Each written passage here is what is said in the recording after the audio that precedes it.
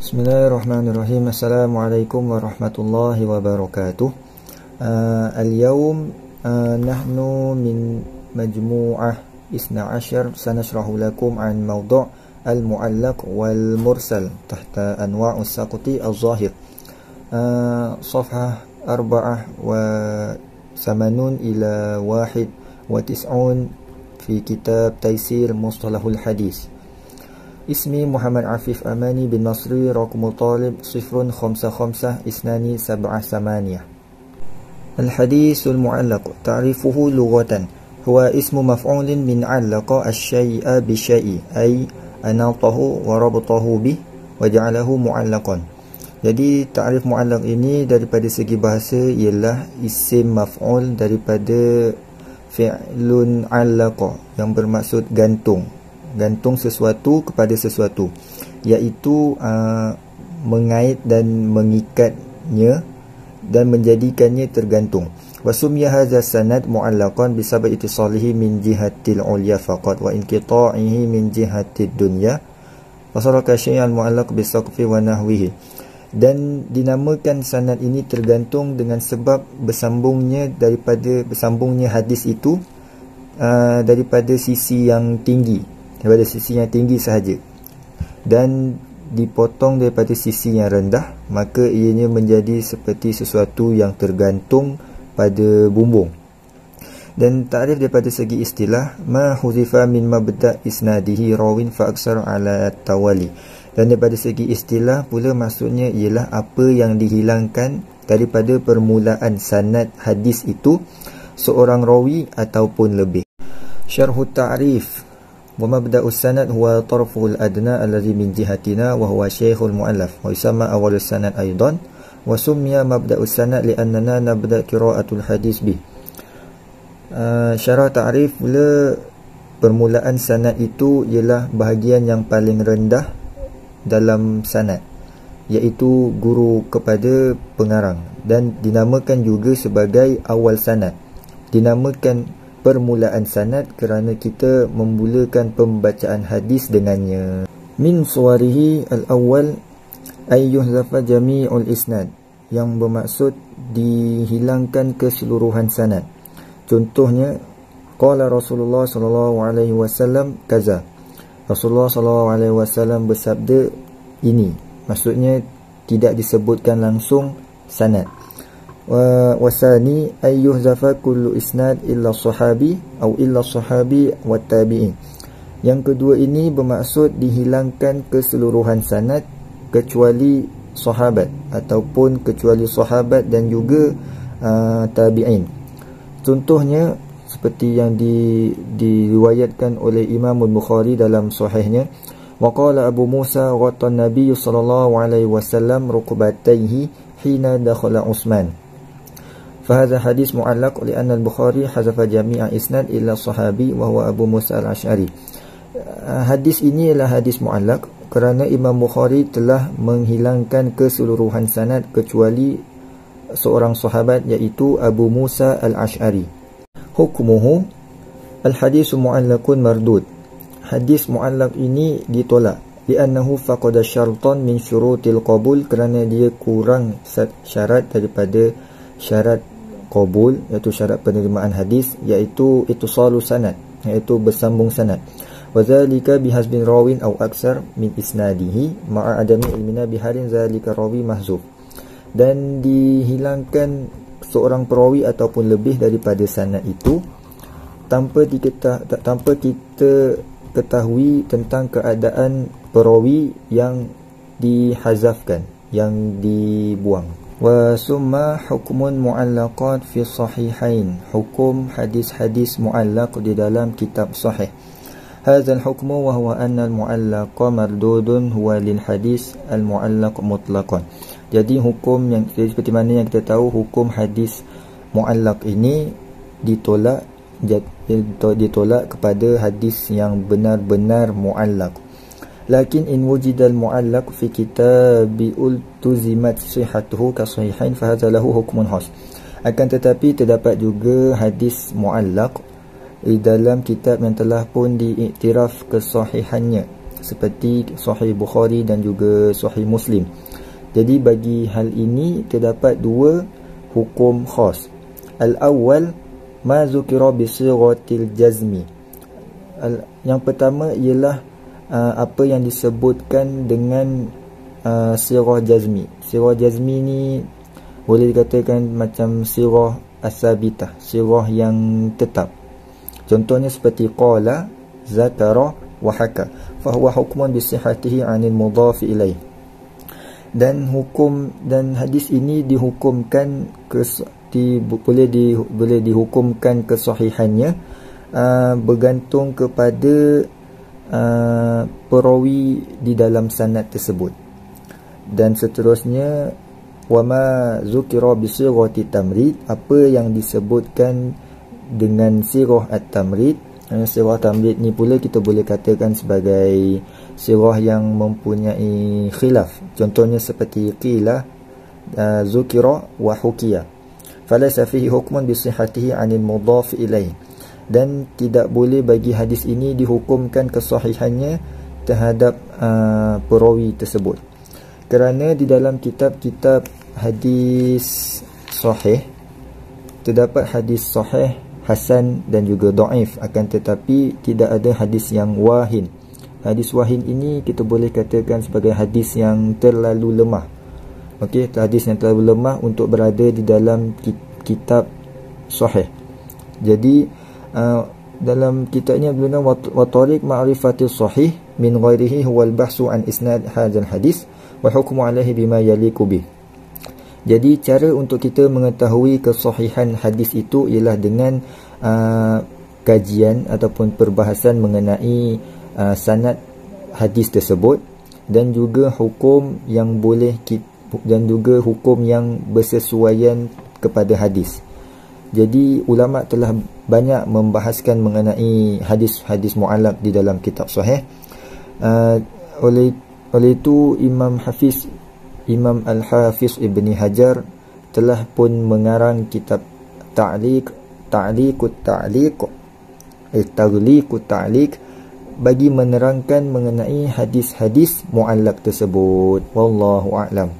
Bismillahirrahmanirrahim. Assalamualaikum warahmatullahi wabarakatuh. Nama Ahmad Mirza bin Abdul Rahman, nombor metrik 056074. Seterusnya saya akan meneruskan pembentangan mengenai tajuk Al-Mursal. Ta'rifu al-mursal fi lughatan huwa ismu maf'uli min arsala bimakna atlaqa, fa ka'anna mursila atlaqa isnada wa lamma yuqaidhu birrawil ma'rufi. Iaitu hadis mursal dari segi bahasa merupakan isim maf'ul dari kata arsala yang berarti melepaskan. Jadi seakan-akan lepas dari ikatan sanad dan tidak terikat dengan rawi yang sudah dikenali. Fi istilahan huwa ma saqata min akhiri isnadihi man ma'na tabi'i. Iaitu dari segi istilah, hadis yang gugur pada akhir sanad setelah tabi'in. Wasaniyan syarhu ta'rifi. Ayyuhu wal hadisul ladzi saqata min isnadihi ar-rawi ladzi ba'da tabi'i wal ladzi ba'da tabi'i huwa sahabi wa akhiru isnadahu wa tarifuhu allazi fihi sahabi. Iaitu jelas di sini hadis mursal adalah hadis yang terputus sanadnya, sama ada selepas tabi'in ataupun selepas kepada sahabat. Wasalisan wa suratu. Wasuratu an yaqula tabi'iyun sawa'un kana saghiran aw kabiran. Qala Rasulullah sallallahu alaihi wasallam kaza aw fa'ala kaza aw fi'ila bihadratihi kaza. Hadhihi suratul mursali indal muhadisin. Itu bentuk hadis mursal. Contohnya adalah seorang tabi'in besar atau kecil berkata Rasulullah sallallahu alaihi wasallam bersabda, melakukan sesuatu atau sesuatu perkara dilakukan di hadapan baginda.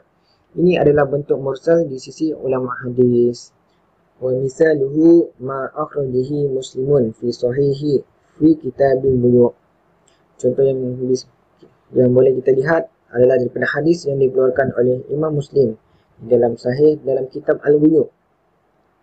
Qala hadis ini Muhammadan bin Rafiq haddatsana Hujjanun Haddatsana al-Laitsu an al-Ukailin al-Abni Syihab an Sa'id bin Musayyab an Rasulullah sallallahu alaihi wasallam naha bai'i an-muzabanah, iaitu kata Imam Muslim, Muhammad bin Rafiq menceritakan kepadaku bahawa Hujaim menceritakan kepadaku bahawa Al-Laits menceritakan daripada Ukail, daripada Ibnu Syihab, daripada Sa'id bin Al-Musayyab bahawa Rasulullah sallallahu alaihi wasallam melarang daripada al-muzabanah. As-Sa'id bin Musayyab tabi'iyun kabirun rawa hadzal haditha an-nabi sallallahu alaihi wasallam biduni ala yazkuru wasitata bainahu wa bainan nabi sallallahu alaihi wasallam. Faqad asqata min isnadi hadzal hadithi akhirahu wa huwa man ba'da tabi'i wa aqadu hadza sawati an yakuna qad saqata sahabi wa yuhtamalu an yakuna qad saqata minhu ghairuhu tabi'iyun masalan. Dari contoh yang di atas, Sa'id bin Al-Musayyab adalah tabi'in besar, telah meriwayatkan hadis ini daripada Rasulullah sallallahu alaihi wasallam tanpa menyebut perantaraan di antaranya dengan Rasulullah sallallahu alaihi wasallam. Beliau telah mengumpulkan dari sanad ini seorang perawi selepas tabi'in, paling kurang seorang sahabat yang gugur, dan kemungkinan ada juga gugur bersama sahabat itu perawi lain seperti seorang tabi'in. Wa khamsah al-mursal indal fuqaha wa usulina ma zakartuhu min suratil mursal wa mursalu indal muhadithin. Amma mursalu indal fuqaha'i wa usulina fa'ammu min dhalika fa'innamu an kulla munqati mursalun ala ayyin wajhin kana inqata'ihi wa hadha mazhabi khatibi aidan, iaitu mursal menurut fuqaha dan ulama usul. Bentuk mursal yang penulis sebutkan di atas adalah mursal di sisi ulama hadis. Sementara itu, mursal menurut fuqaha dan ulama usul lebih luas lagi. Bagi mereka, setiap hadis munqati tanpa mengira bagaimana bentuk terputusnya sanad adalah mursal. Ini juga pendapat Al-Khatib. Sekian saya daripada saya. Assalamualaikum warahmatullahi wabarakatuh. A'udzu billahi minasyaitonir rajim. Bismillahirrahmanirrahim. Assalamualaikum warahmatullahi wabarakatuh. Ismi Ahmad Amin Mursyidi bin Ahmad Nazmi, rakam talib 056 واحد 05. طيب اليوم سأقدم لكم التقديم تحت موضوع حديث مرسل. طيب حكم حديث مرسل. المرسل في الأصل ضعيف مردود. Hadis mursal pada asalnya hukum asalnya dhaif, iaitu tidak diterima kerana lifaqdihi syartan min syuruti maqbul, kerana tidak memenuhi syarat daripada syarat-syarat hadis yang diterima, wa huwa ittisalu sanad, iaitu sanad yang bersambung. Kerana hadis mursal ini seperti yang kita tahu, hadis yang dihilangkan rawi yang terakhir selepas daripada tabi'i, iaitu maknanya selepas pada tabi'i dihazaf satu rawi kemudian terus kepada Rasulullah, seperti hadis Sa'id bin Musayyab. Seperti hadis Sa'id bin Musayyab tadi, Sa'id bin Musayyab adalah tabi'i, dan jarak antara dia dengan Rasulullah agak jauh, tapi dia meriwayatkan hadis terus kepada Rasulullah, dihazaf satu golongan, iaitu para sahabat. Oleh itu وللجهل بحال راوي محذوف لاحتمال أن يكون محذوف غير الصحابي وفي هذه الحال يحتمل أن يكون ضعيف. Okay. Bila dihilangkan satu rawi, maka boleh jadi kemungkinan perawi yang dihilangkan itu bukan para sahabat. Jika perawi yang dihilangkan itu bukan para sahabat, jadi boleh jadi hadis ini hadis dhaif kerana tidak diketahui keadaan hadis perawi tersebut. Jika yang dihilangkan itu adalah para sahabat, hukum dia menjadi lain. Kita ada mursal sahabi. Tapi jika yang dihilangkan itu bukan daripada kalangan sahabat, ini yang boleh menjadikan hadis ini dhaif kerana tidak diketahui keadaan dia. Jika pada tabi'i itu siqah ataupun tidak, dhabit ataupun tidak. Lakin al-ulama min al-muhaddithin wa ghairuhum ikhtilafu fil hukmi mursal. Akan tetapi para ulama daripada ulama muhaddisin dan ulama-ulama lain, ulama empat mazhab, mereka mempunyai khilaf tentang hukum hadis mursal. Seperti ulama muhaddisin, mereka menolak hadis mursal. Tetapi bagi imam empat mazhab, mereka terima hadis mursal tapi dengan syarat-syarat yang tertentu. Okay, baik. Wa mujmalu aqwali ulama'i fil mursal thalathati aqwal. Okay, perbezaan ulama pada kedudukan hadis mursal ini ada 3. Yang pertama, bagi jumhur muhaddisin wa kathirun min ashabil usul wal fuqaha, bagi mereka hadis mursal ini dhaifun mardud. Mereka tolak terus. Kerana huwa jahlu bihali rawi mahdhuf. Kerana tidak diketahui keadaan perawi yang dihadzafkan itu. Lihtimali an yakuna ghairu sahabi. Kemungkinan yang dihilangkan itu bukannya para sahabat. Ini bagi pendapat jumhur muhaddisin dan ulama-ulama usul dan fuqaha yang lain. Akan tetapi bagi Imam Abu Hanifah, Imam Malik dan Imam Ahmad, mereka menerima hadis ini tapi dengan syarat-syarat yang tertentu. Antara syarat yang dikenakan oleh Imam Abu Hanifah, Imam Malik dan Imam Ahmad ialah an yakuna mursil thiqatan wa la yursilu illa anis thiqati. Orang yang meriwayatkan hadis ini mestilah orang yang thiqah, dan orang yang dihadzafkan dari perawi yang dihadzafkan daripada hadis ini juga mestilah perawi yang thiqah. Contohnya kita ambil hadis yang diriwayatkan oleh Sa'id ibn Musayyab tadi. Sa'id ibn Musayyab adalah golongan tabi'in kibar, iaitu tabi'in yang guru-gurunya semua para sahabat. Dan kemungkinan besar orang yang dihadzafkan oleh Sa'id bin Musayyab ini juga adalah daripada orang yang thiqah, iaitu daripada para sahabat. Kerana Sa'id bin Musayyab adalah tabi'in yang kibar, tabi'in yang guru-gurunya semua para sahabat, iaitu tabi'in yang hidup ketika ramai sahabat masih hidup. Jadi Imam Abu Hanifah, Imam Malik dan Imam Ahmad, mereka menerima hadis mursal ini dengan syarat tersebut. Kerana hujah mereka anna tabi'i thiqah la yastahilu an yaqulu qala Rasulullah illa idzan sami'uhu min thiqah. Kerana para tabi'in ini thiqah, jadi tidak halal bagi mereka mengatakan qala Rasulullah kecuali mereka mendengar daripada orang yang thiqah. Jadi para tabi'in ini semuanya thiqah dan mustahil mereka berbohong kepada Rasulullah, terhadap Rasulullah. Okay, baik. Yang ketiga adalah syarat yang ditetapkan Imam Syafi'i. Okay, Imam Syafi'i juga menerima hadis mursal, tapi dengan syarat yang lebih ketat. Wa hadhihi syurut arba'ah. Terdapat 4 syarat yang telah ditetapkan oleh Imam Syafi'i. Thalathah fi rawi mursil wa wahid fil hadis mursil. 3 pada perawi dan 1 syarat pada matan hadis itu. Okay, baik. Syarat yang pertama adalah an yakuna mursil min kibarit tabi'in. Perawi yang meriwayatkan hadis mursal ini mestilah daripada kalangan tabi'in yang kibar. Seperti yang telah disebutkan tadi, tabi'in yang kibar ini adalah tabi'in yang guru-gurunya semua para sahabat, dan kebanyakannya semua para sahabat, seperti Sa'id bin Musayyab. Yang kedua, wa idza sama min arsilu anhu sama thiqatan. Ai idza su'ila an ismu rawi alladhi hadafuhu fa innahu yuzkaru ismun syakhsun thiqah. Iaitu orang yang dihilangkan juga itu mestilah daripada orang yang thiqah. Contoh yang Ibnu Musayyab tadi, dia menghadzafkan para wasitah antara dia dengan Rasulullah, tetapi yang dihadzafkan itu juga adalah orang yang thiqah, kerana Sa'id bin Musayyab daripada golongan tabi'in yang kibar.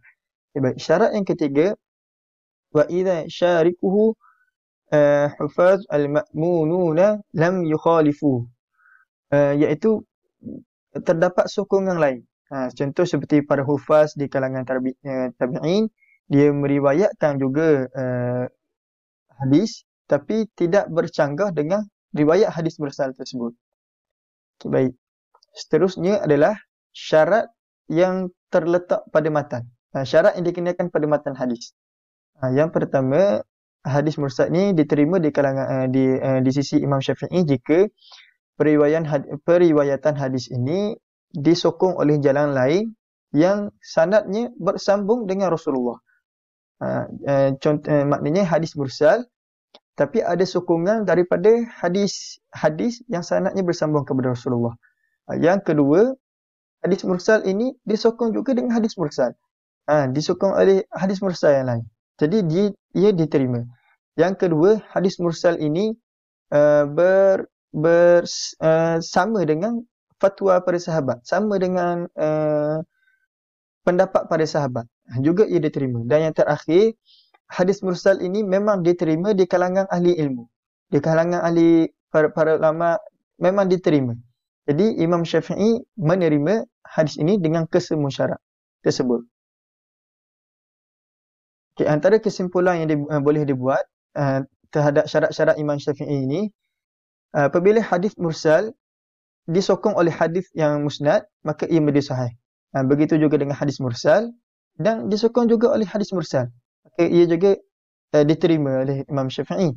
Yang ketiga adalah hadis mursal disokong oleh qaulus sahabi ataupun bersamaan dengan fatwa para sahabat. Ia diterima. Dan yang terakhir, hadis mursal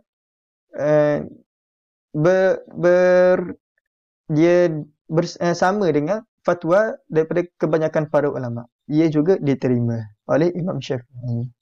Setakat itu saja daripada saya tentang hukum hadis mursal. Wallahu a'lam. Bismillahirrahmanirrahim. Assalamualaikum warahmatullahi wabarakatuh. Ismi Muhammad Muaz bin Azmi. Rahmatullah. Sifrun khamsah arba'ah. Khamsah isnan sifrun. Al-an sa'awassilu al-munaqashatu aruddu min mawdu' Musalus sahabi. Musalus sahabi huwa ma akhbara bihi sahabi anil qawli Rasulullah sallallahu alaihi wasallam aw fi'lihi falam yasma'uhu aw yushahiduhu imma li saghari sinnihi aw ta'akhuri islamihi aw ghiyabihi. Wa min hadzal naw'i ahadisu kasiratun li saghari sahabati ka Ibnu Abbas wa Ibnu Zubair wa ghairihima. Mursal sahabat yang dimaksudkan adalah perkataan atau perbuatan Rasulullah yang diberitakan seorang sahabat, padahal sahabat tersebut belum mendengar atau menyaksikannya.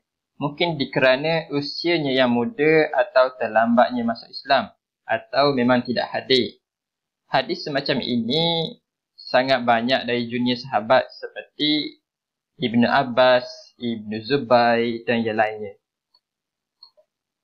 Hadis mursal ni hadis yang diriwayatkan oleh seluruh sahabat kecil, yang mana dia tidak mendengar atau tidak melihat Rasulullah, sama ada kerana usianya yang muda atau terlambatnya masuk Islam. Hukmul mursalus sahabi. Al-qaulus sahih al-mashhurul lazi qata'a bihi jumhur annahu sahihu muhtajun bih. Lianna riwayatis sahabati anit tabi'in nadirah. Wa iza rawa anhum bayanuha fa iza lam yubayyinu wa qalu qala Rasulullah fa asallu anhum sami'uha minas sahabil akhar wa hazfus sahabi la yadur kama tuqaddimu. Wakila inna musalus sahabi kamusalu ghairihi fil hukmi wa hadza qaulud dha'ifur mardud. Berhukum dengan mursal sahabat, hadis mursal sahabat.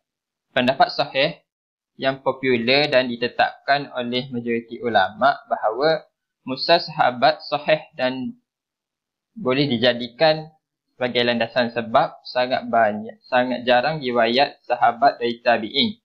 Jika mereka, yakni sahabat, meriwayatkan dari tabi'in, mereka menjelaskannya. Maka jika mereka tidak menjelaskannya, kemudian mengatakan Rasulullah bersabda, pada dasarnya mereka mendengarnya dari sahabat lain.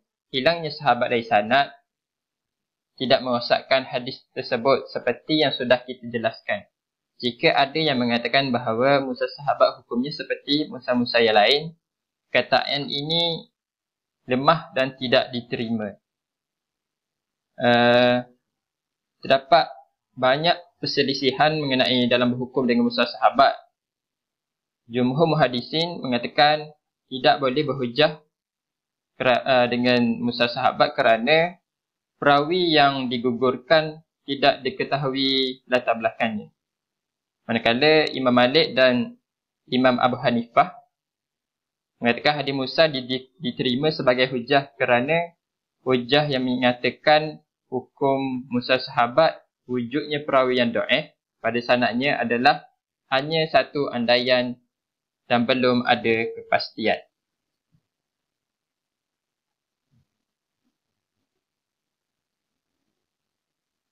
Ashhuru musannafatu fiqh. Kitab-kitab yang popular dalam hal ini. Al-Marasil karya Abu Daud. Yang kedua, Al-Marasil karya Ibnu Abi Hatim. Yang ketiga, Jami'it Tahsil di Ahkam Al-Marasil karya Al-La'i. Hadza kullu syai' min majmu'atina. Syukran ala istima'ikum. Assalamualaikum.